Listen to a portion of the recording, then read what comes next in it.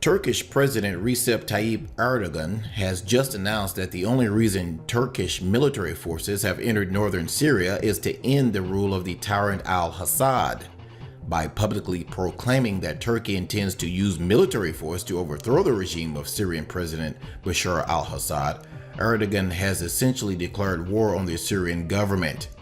Of course, this puts a member of NATO in direct military conflict with Russia, since Russia is working very hard to prop up the Assad regime. If all-out war breaks out between Turkey and Russia, could that be the spark that causes World War III to erupt in the Middle East? And once Turkey and Russia starts fighting, would the United States and the rest of NATO be dragged into the conflict? The big mainstream news networks in the Western world are almost completely ignoring what Erdogan said on Tuesday, but without a doubt, this is very major news.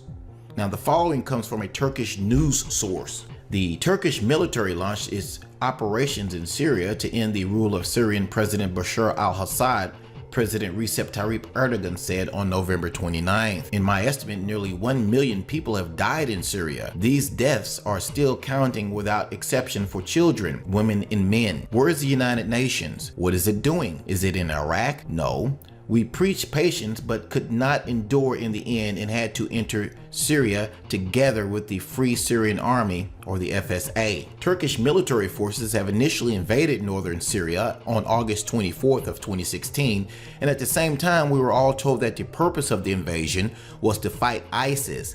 But now Erdogan is telling us something completely different. Breitbart is one of the few U.S. news outlets, or major news U.S. outlets, that's reporting on this story at all. Now, if the Turkish military is only in Syria to end the Assad regime, then presumably they will stay there until they get the job done. And this puts Turkey into a direct military conflict with Russia, Iran, and Hezbollah, since all three of them are already fighting very hard to help the Assad regime. Of course, there's another reason why Turkey is in northern Syria, and that is to fight the Kurds.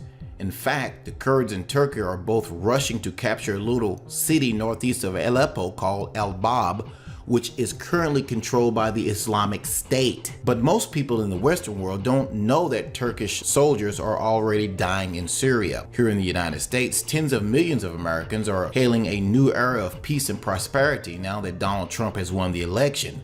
But the truth is that one false move in Syria could easily rouse tensions between the United States and Russia to the highest level that we have seen since the Cuban Missile Crisis back in the 1960s. If Erdogan would have just stayed out of Syria, we wouldn't be in such a perilous situation. Unfortunately, the president of Turkey is a narcissistic lunatic, and he dreams of a day when the old Ottoman Empire will once again be restored. But his delusion of greatness threatened to make the Middle East even more unstable than it already has been.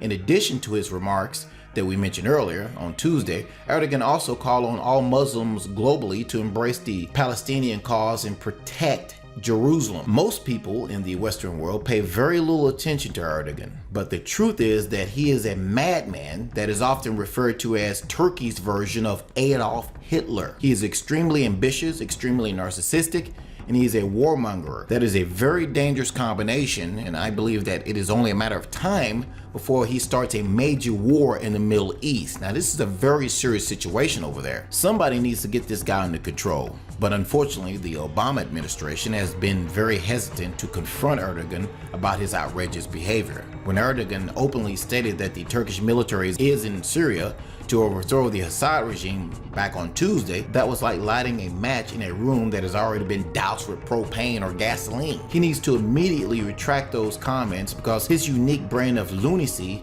has now brought us very dangerously close to the start of a real World War III. What do you think? Is this just Turkey showboating its military?